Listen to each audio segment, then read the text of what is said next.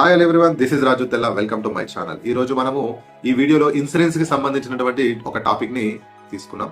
So insurance అంటే ఏంటి, అసలు ఇన్సూరెన్స్ ఎలా తీసుకోవాలి, ఇన్సూరెన్స్ యొక్క టైప్స్ ఏమేమి ఉన్నాయి, ఇన్సూరెన్స్ కంపెనీ ఎలా పనిచేస్తుంది, మనం ఎలా క్లెయిమ్ చేసుకోవాలి అని చిన్నగా తెలుసుకుందాము ఒక నాలెడ్జ్ కోసం మనకి. ఫస్ట్ ఆఫ్ ఆల్, ఇన్సూరెన్స్ అంటే అది ఒక గ్యారంటీ పత్రం అన్నట్టు. అంటే మనము గ్యారంటీని అండ్ వారంటీని డిసైడ్ చేసుకునే దాన్ని ఇన్సూరెన్స్ అంటారు. అంటే ఇన్సూరెన్స్ అనేది ఒకరికి జరిగే నష్టాన్ని తను ముందే ఊహించుకొని ఇంకొకరికి ఆ నష్టాన్ని బదిలీ చేయడం. అప్పుడు ఆ నష్టానికి సంబంధించినటువంటి దాన్ని ఒక కంపెనీ దాన్ని భరిస్తుంది, ఇంకొకరు భరిస్తారు. అప్పుడు ఈ భరించే వాళ్ళని ఇన్సూరర్ అంటారు, ఈ ఫలితాలను పొందే వాళ్ళని ఇన్సూర్డ్ పర్సన్ అంటారు. సో వీళ్ళ మధ్య జరిగేటువంటి ఒక బాండింగ్ నే, వాళ్ళ యొక్క సంభాషణ పాలసీ అంటారు. అంటే ఒక ఇన్సూరర్ వచ్చేసి ఒక నష్టానికి సంబంధించి ఒక పాలసీని రెడీ చేసుకుంటారు. ఆ పాలసీ ఇన్సూరర్ కి ఎక్స్ప్లెయిన్ చేయాలి. అది చాలా క్లియర్ గా దాంట్లో ఉన్నటువంటి పాయింట్ టు పాయింట్ అతనికి ఎక్స్ప్లెయిన్ చేయాలి. ఇన్సూరర్ ఆ కంపెనీ ఇచ్చేటువంటి ఆ పాలసీలో రూల్స్ అతనికి నచ్చితే తను ఆ ఇన్సూరెన్స్ పాలసీని టైప్ చేసుకుంటాడు. అప్పుడు దానికోసం గాను ఇన్సూర్డ్ పర్సన్ కొంత ప్రీమియం ని ఇన్సూరర్ కి పేమెంట్ చేస్తారు.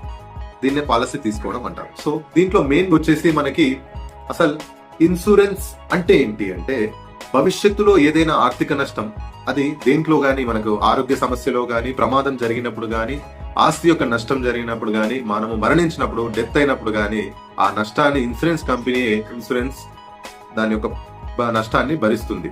ఎందుకు అవసరం?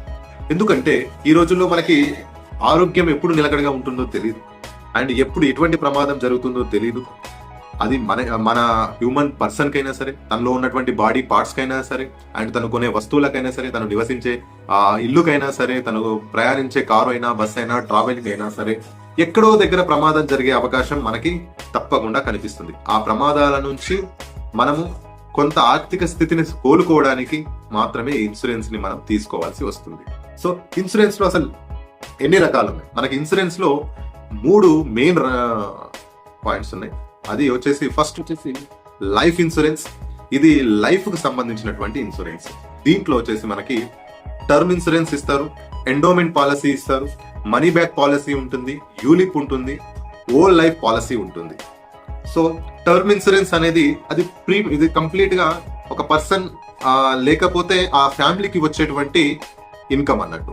సో అంటే టర్మ్ అనేది కొంచెం ప్రీమియం అనేది కొంచెం తక్కువగా ఉంటుంది, కానీ ఆయన డెత్ అయితే మాత్రమే, అది సహజ మరణం కావచ్చు, యాక్సిడెంట్ మరణం కావచ్చు, ఏదైనా సరే డెత్ అయితే మాత్రమే ఆ పర్సన్ యొక్క ఫ్యామిలీకి ఆ పేమెంట్ చేస్తారు. దీన్ని టర్మ్ ఇన్సూరెన్స్ అంటారు. నెక్స్ట్ వచ్చేసి మనకి ఎండోమెంట్ పాలసీ. దీన్ని సేవింగ్ ప్లస్ ఇన్సూరెన్స్ అంటారు. అంటే మనం ఏంటంటే కొంత అమౌంట్ ని కొంతకాలం పాటు చెల్లించిన తర్వాత అది కొంత రిటర్న్స్ వస్తుంది మనకు. దాంతో పాటు మనకు ఈ డెత్ బెనిఫిట్ అండ్ సహజ మరణ బెనిఫిట్ ఇన్సూరెన్స్ అనేది వర్తిస్తుంది. ఇది ఎండోమెంట్ పాలసీ. అండ్ నెక్స్ట్ వచ్చేసి మనీ బ్యాక్ పాలసీ. ఈ మనీ బ్యాక్ పాలసీ మనం సెలెక్ట్ చేసుకుంటే ఇక్కడ ప్రీమియం కాస్ట్ అనేది పెరుగుతుంది. అక్కడ మనకి కంపెనీ అయితే ఇన్సూరర్ ఉన్నారో తను ఇంత పేమెంట్ మేము చేయగలుగుతాము మీకు ప్రతి ఒక్క క్వార్టర్ కి కానీ 5 years కో, 6 years కో, 10 years కో, 15 years కో అని ఇది ఒక పాలసీలో మధ్యలో డబ్బులు తీసుకోవడానికి అవకాశం ఉన్నటువంటిదే మనీ బ్యాక్ పాలసీ. యూలిప్, ఇక్కడ ఇన్సూరెన్స్ చేయబడుతుంది అండ్ ఇన్వెస్ట్మెంట్ చేయబడుతుంది. సో యూలిప్ అనేది చాలా అందరూ ఎక్కువగా తీసుకునేది అన్నట్టు.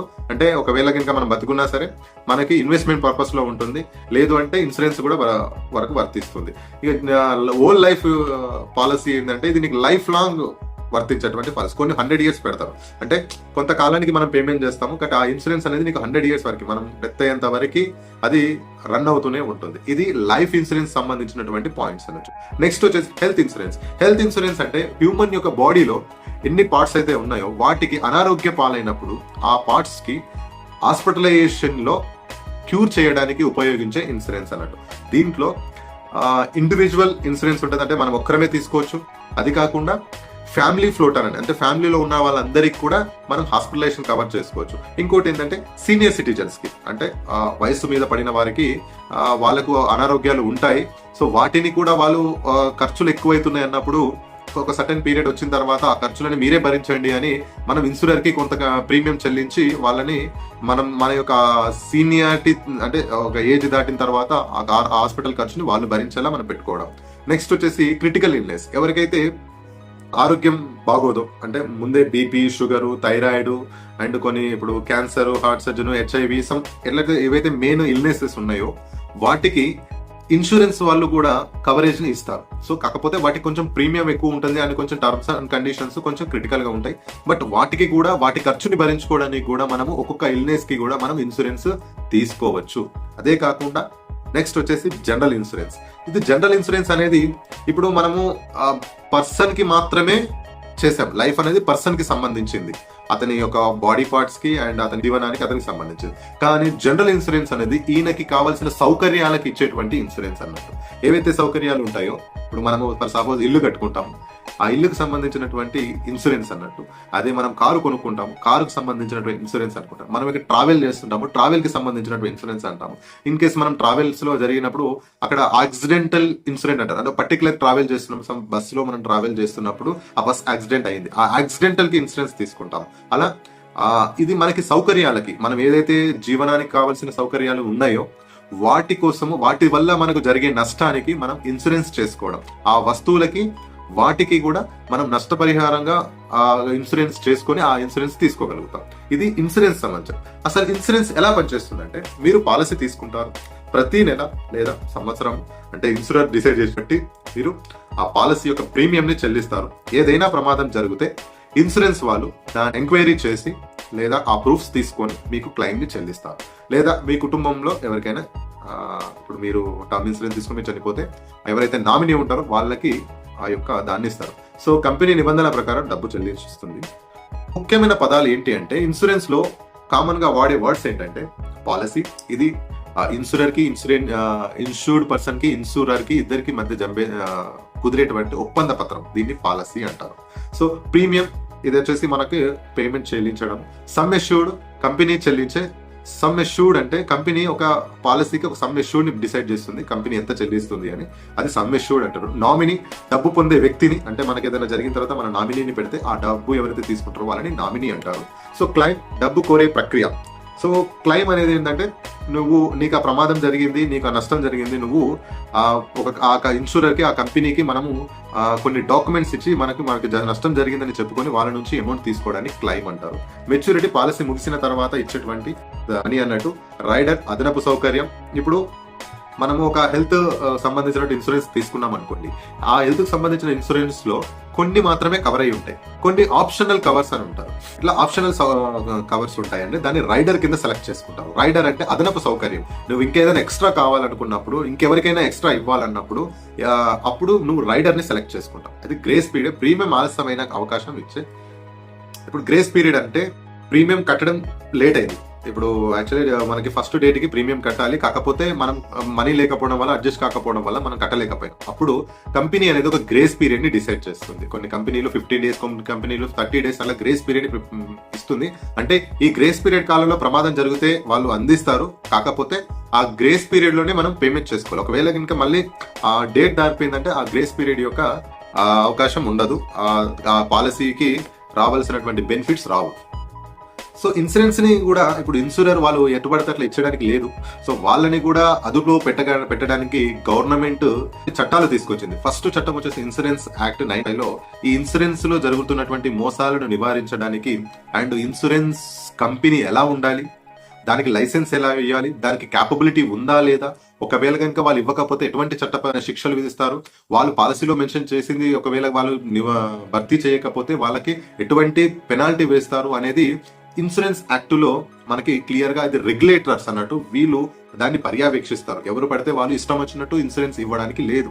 సో దాంట్లో చాలా క్లియర్ గా ఆ కంపెనీ యొక్క క్యాపబిలిటీని టెస్ట్ చేస్తుంది. ఇలా 1938లో ఇన్సూరెన్స్ యాక్ట్ స్టార్ట్ అయింది. దాన్ని ఇప్పుడు IRDA 1999 ఏర్పాటు చేయడం జరిగింది. దాన్ని 2000 నుంచి అమలు చేయడం జరిగింది. ఇప్పుడు అంతా కూడా IRDAనే ఈ పాలసీలకు సంబంధించి, ఇన్సూరెన్స్ కంపెనీలకు సంబంధించి రెగ్యులేట్ చేస్తుంది.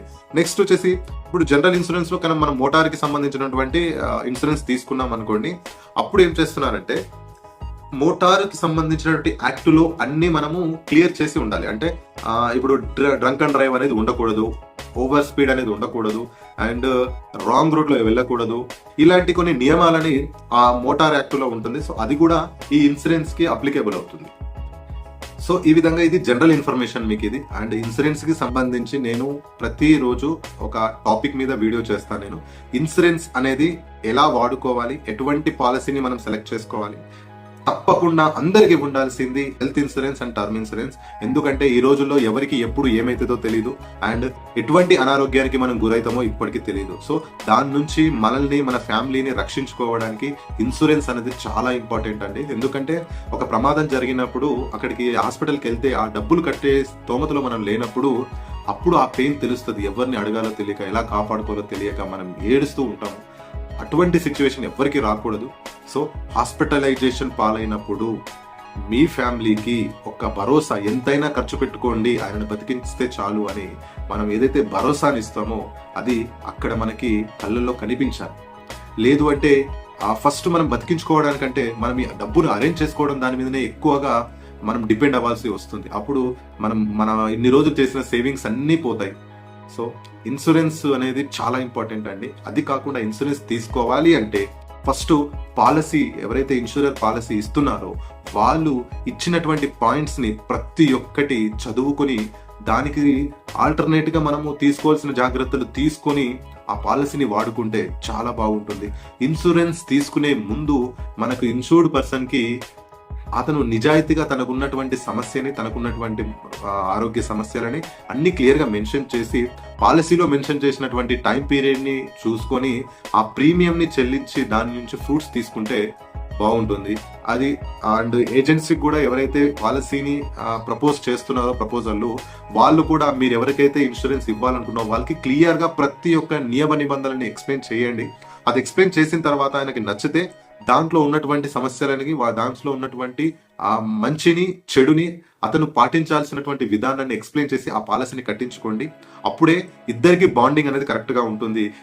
చాలా కారణాల వల్ల ఇన్సూరెన్స్ జనాలు నమ్మకపోవడానికి కారణం రెండు. ఒకటి ప్రాపర్ గా అది క్లెయిమ్ చేయకపోవడము, రెండోది ఎవరైతే ఇన్సూర్డ్ పర్సన్ ఉన్నాడో ఆయన ఏదైతే తనకు రావాల్సిన బెనిఫిట్ ఉందో కరెక్ట్ గా పొందకపోవడం వల్ల ఆయనకి ఇన్సూరెన్స్ కంపెనీల మీద నమ్మకం లేకుండా పోతుంది. సో ఫస్ట్ నమ్మకం కలగాలంటే ఇన్సూర్డ్ పర్సన్ వచ్చేసి క్లియర్ గా వాటి గురించి తెలియాలి. ఎవరైతే పాలసీని అమ్ముతున్నారో, ప్రపోజ్ చేస్తున్నారో వాళ్ళు కూడా ప్రపోజ్ చేసుకునే వాళ్ళ దగ్గర 100% నువ్వు దాని గురించి టర్మ్స్ అండ్ కండిషన్ గురించి చెప్పి నువ్వు పాలసీ కట్టించుకోవాలి. అతనితో అది మాత్రమే రాయించుకోవాలి. ఎందుకంటే క్లెయిమ్ రిజల్ట్ అయితే అతను ఆ బాధలో ఉన్నప్పుడు గినక క్లెయిమ్ రిజల్ట్ అయితే దాని తప్పు ఎవరైతే కట్టించుకుంటున్నారో వాళ్ళదే అవుతుంది.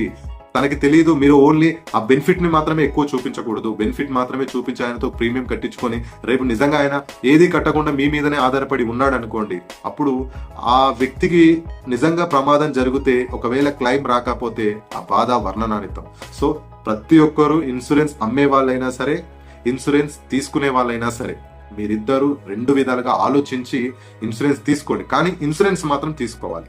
అది మీరు ఏది బెటరు, ఏది క్లెయిమ్ ఉంటుంది, ఏది బాగుంటుందో చూసుకొని రెండు ఇన్సూరెన్స్లు మాత్రం తప్పకుండా ఉండాలి. ఒకటి టర్మ్ ఇన్సూరెన్స్, మీరు చనిపోతే మీ ఫ్యామిలీని బతికించేటువంటి ఇన్సూరెన్స్, అండ్ హెల్త్ ఇన్సూరెన్స్, మీ బాడీలో ఎటువంటి పార్ట్స్ ఖరాబ్ అయినా సరే మీకు రక్షణగా ఉండేటువంటి హెల్త్ ఇన్సూరెన్స్. ఇది రెండు తప్పకుండా ఉంటే మిగతా అన్ని ఎట్లయినా తీసుకున్నా తీసుకోకపోయినా వాళ్ళే ఇస్తారు. అది హౌస్ కానీ, కార్ కానీ, లేకపోతే మన ట్రావెల్ కానీ, ఇదంతా మనకు అప్లికేబుల్ అవుతూనే ఉంటుంది. సో 100% ప్రతి ఒక్కరు తెలుసుకోవాలి. జై హింద్, జై భారత్.